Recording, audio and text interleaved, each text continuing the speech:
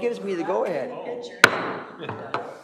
You call the meeting to order and begin with the Pledge of Allegiance.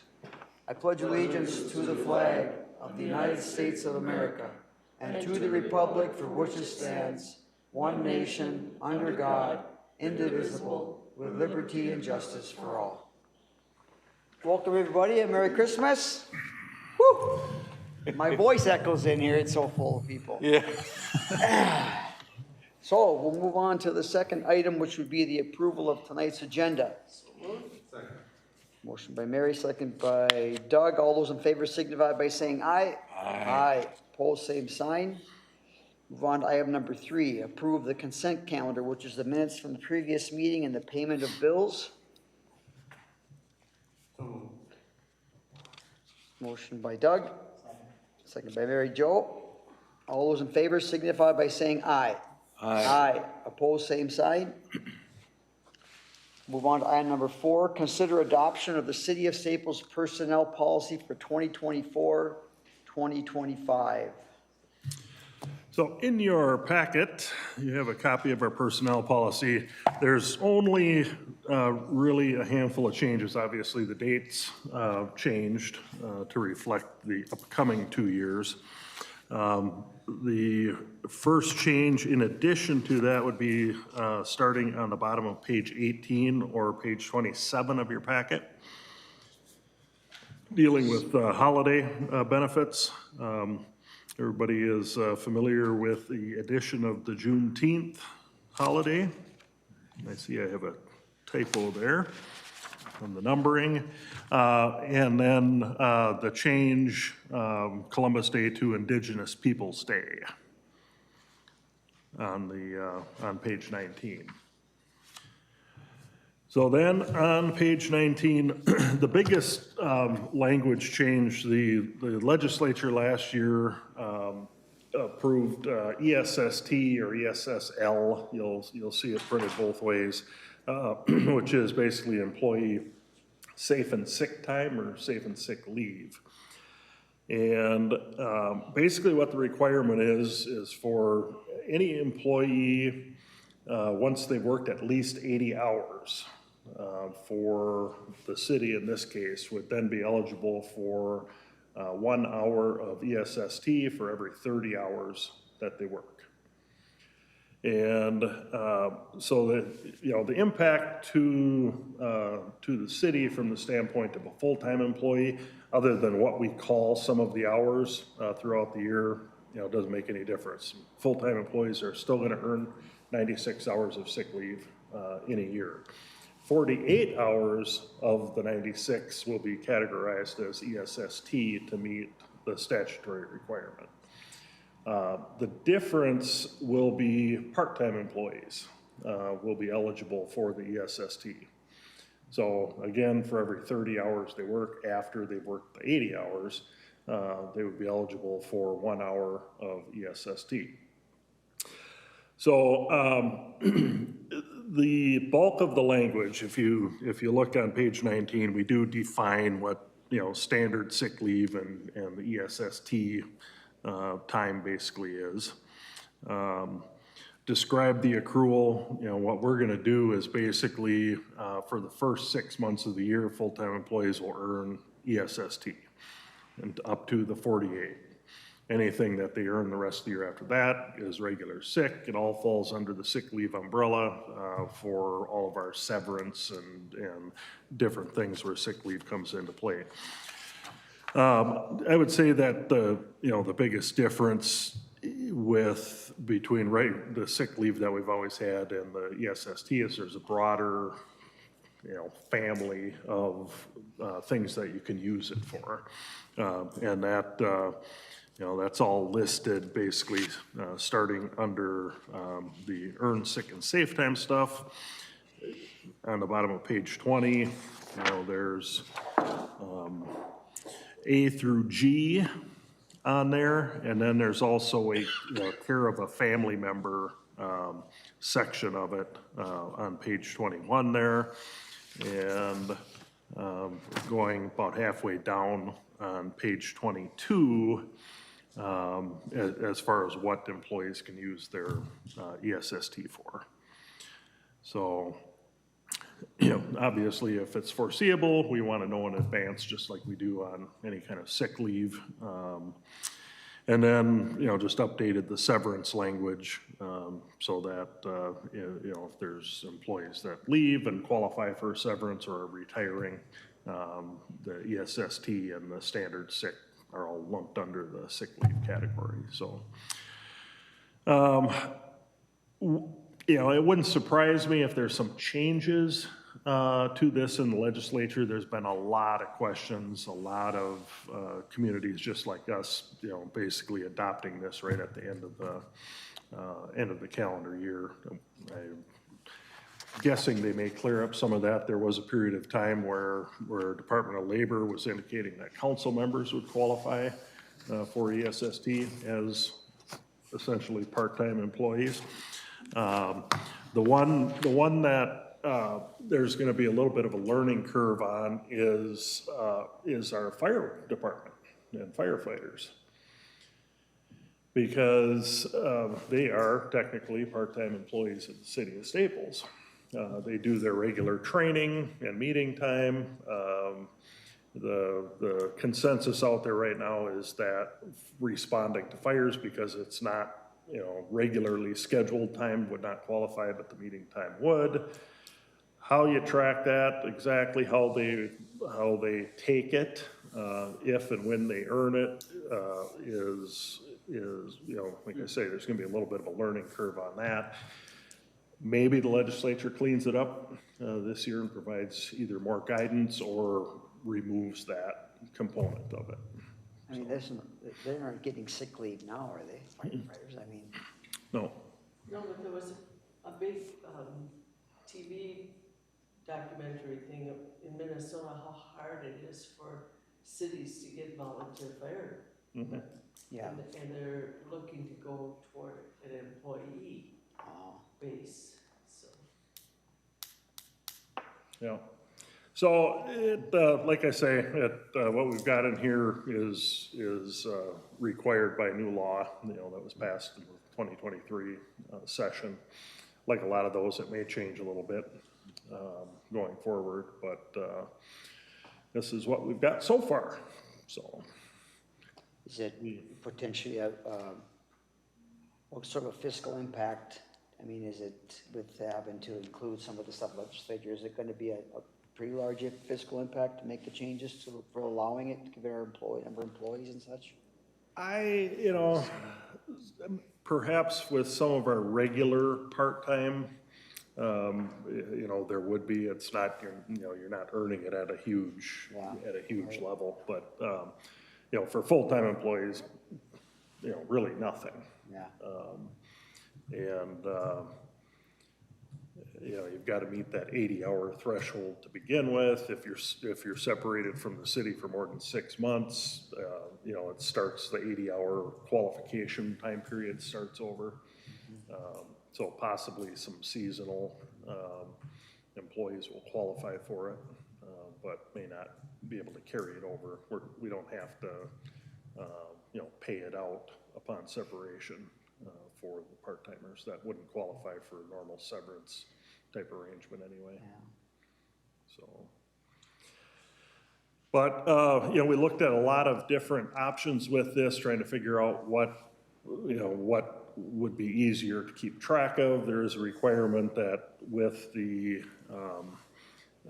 I believe at least monthly, they have to get on their pay stub, to show what that balance is, which is something we haven't put on those pay stubs in the past. And it's separate, you're gonna have vacation, you're gonna have standard sick, you're gonna have ESST. So Tara's got that all figured out though.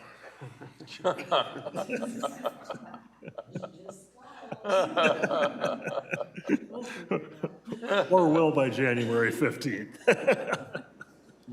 So like in the fire department situation, would that be, if they, accrue the number of hours of the SST or E or whatever time,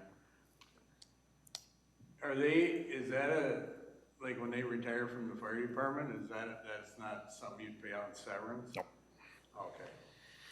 I was just curious, you know, because that can amount to quite a bit of money over, you know, with different, you know, something like that. You know, I know they're not full-time, but on the. Right, right. Yeah, and the way, you know, the way our stuff is set up right now, if you're not a regular full-time employee who's been here at least 7 years, you won't even qualify for the severance. There's actually 3 different, I may be getting into the weeds here, but, you know, there was actually in statute, 3 different options you have for doing ESST. One, you can front load the 48 hours. If that's the case, you are required to pay out any unused, right? On the regular 48. You can front load 80 and not be required to pay it out, or you can do a regular accrual, which is the option we have chosen, which you're not required to pay out. So, with the exception of severance, you know, you can only accrue up to 80 hours. So you may, you know, if you don't take any sick time and you work here for 10 years, you know, you're still only gonna have 80 hours of ESST. You know, anything earned beyond that is just regular sick. And the only difference between the two really is basically there's some differences in what you can use it for. So, okay, so you have to declare what you're using or how you're. What we put in the policy is basically that you've got to use your ESST first, and then standard sick later. Okay, yeah. So, anyway, but that's basically the extent of the changes that we have in here, so. I'd be happy to answer any questions, and if you have none, I'd recommend we approve the personnel policy. I just got one quick question. Yep. I know in the past, you know, we've had, we were allowed to, when I was working for the city, we were allowed to, you know, when somebody had a serious illness or something, I mean, there was a couple times we did it, where we were able to donate. One I recall was to Don, the public works guy. We were allowed to donate some of our sick time to him, to keep him going, you know, and, is that SST time, that probably can't be dealt with that way, right? It'd probably be only your sick time. Yeah. I don't even know what the policy is on it. If there was a policy. I know it was controversial initially when we tried to do it, and then, you know, we met with management and they saw, you know, they finally accepted that we could do that, so, but.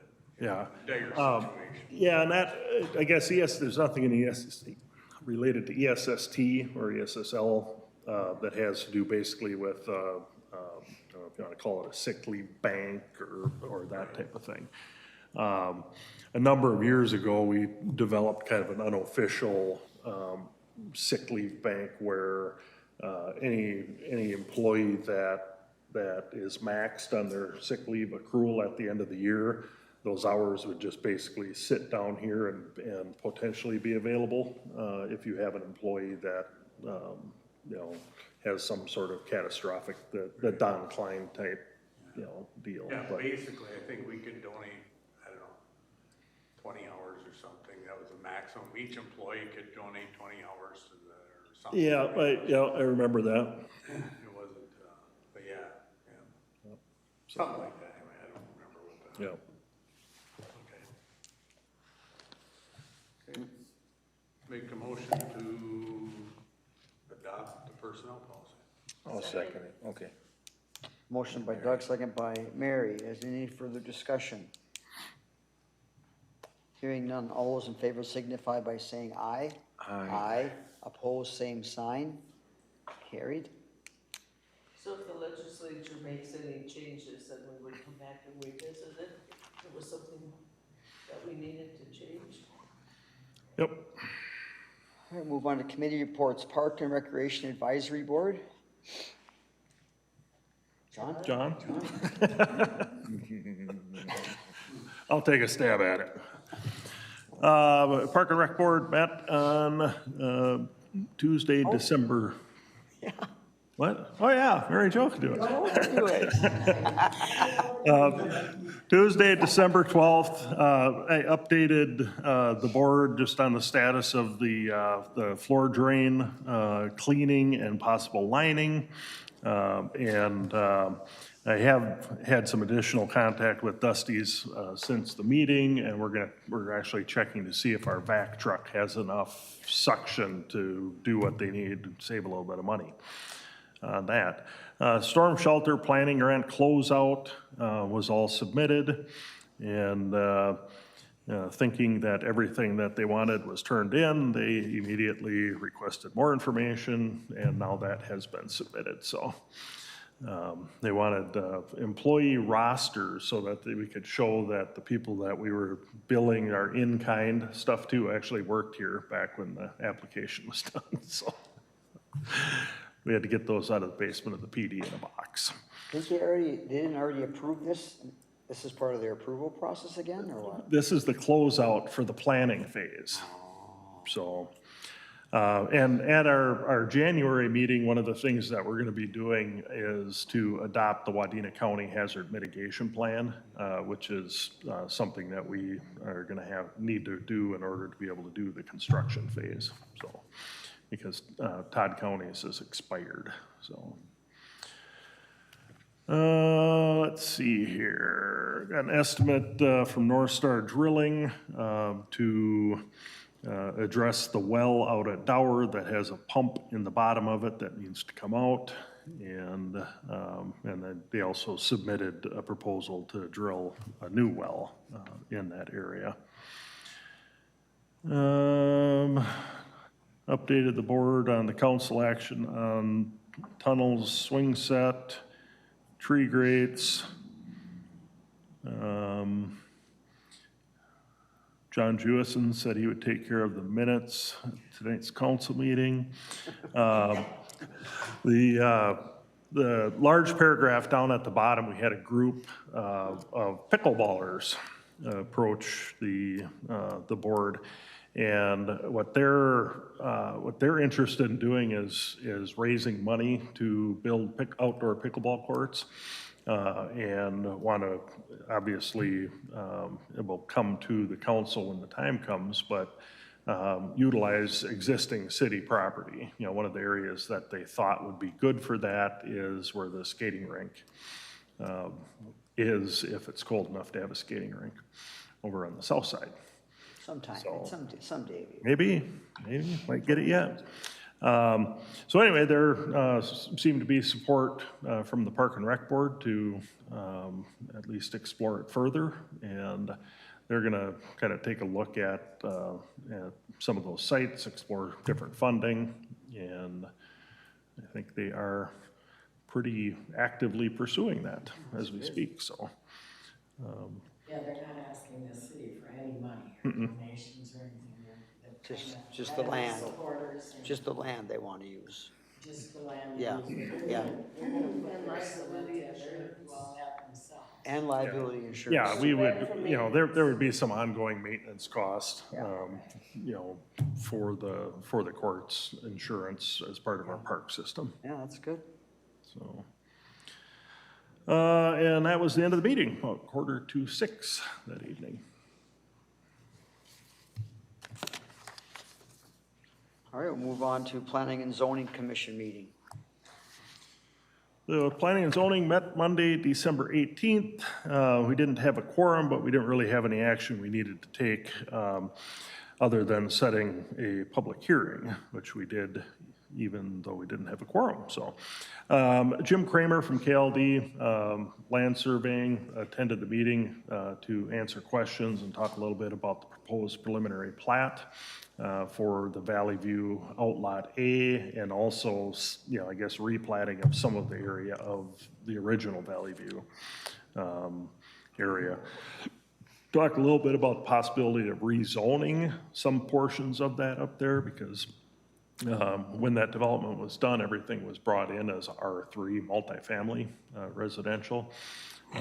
So I think the consensus of the commission to, you know, to rezone that to a more traditional single family, with the exception of the duplex lots to the west. And a little discussion about where a possible playground could go up in that neighborhood. So February 20th, which will be our next planning and zoning meeting, we'll hold a public hearing on that preliminary plat. Then at that point, planning and zoning will make a recommendation one way or the other to the council, and we'll get it on the council's radar for approval of the preliminary. Then it goes back and final plat is developed based off the feedback that we get. Will that be when the plating will take place on those existing, or those lots right at the end of those houses that I talked to you about? Or just for anybody interested in purchasing? Yep. Yeah, okay. So what we're, let me pull up Wadena County GIS site here a little bit. Oh yeah, I better share my screen or nobody else will see it. Terrible, yes.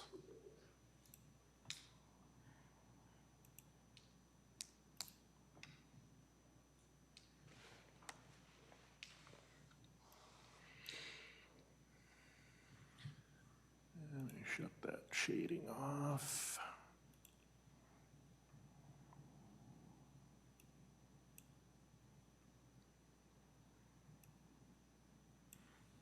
Okay, so. So all of the lots that you see up here right now are part of the original Valley View plat. So what this process would do is do a preliminary plat that would include replatting of this in here from the duplex to more single family. So it would be 7 traditional single family lots here. Like 24 wrapping around both sides up here, 2 more here, and 1 more here as a preliminary. What Jim Kramer is proposing is that we do the preliminary on the whole thing and then come back with a phase 1 final plat, which would include 1, 2, 3 lots down here and the 7 here. And the ones to the west, those would stay? Those would stay Yeah. as duplex, just like they are. Yeah. So, phase 1, there would be an additional 10 developable lots. And basically, the reason he's suggesting to hold off on this is because you have to have all the engineering done as part of that final planning process. So, not knowing how rapidly this will develop, probably doesn't make sense to spend a bunch of money on engineering up front if we're 5 years or 10 years away from that, depending on what happens in the housing market. But we do have utilities down in this area that serve these and existing utilities in this cul-de-sac. That'll serve all of those. So we get those 10 additional single-family lots, basically very little capital outlay on the city's part.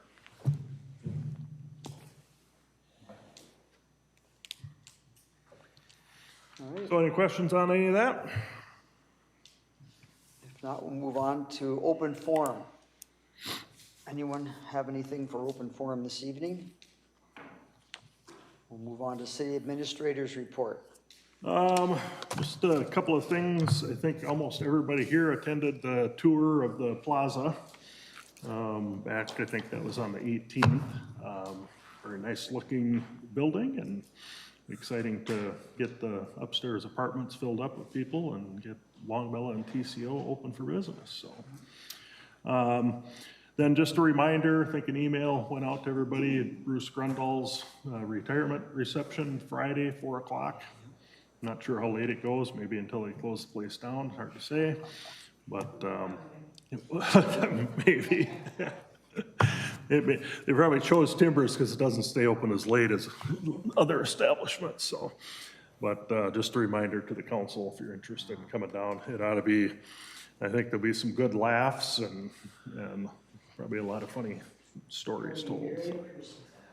Yeah, and he's, for those of you that don't know, Bruce, I believe started early October of 1983 for the city, so he's 40 years, 3 months Is there gonna be like a program, or is it gonna be just an open? You know, I don't know. The other employees are kind of organizing the shindig, so Oh, so just- don't know what to expect. Okay. That's all I have unless there's questions. I move that we adjourn. Second. We have a motion and a second to adjourn. All those in favor signify by saying aye. Aye. Aye, opposed, same sign. Meeting adjourned.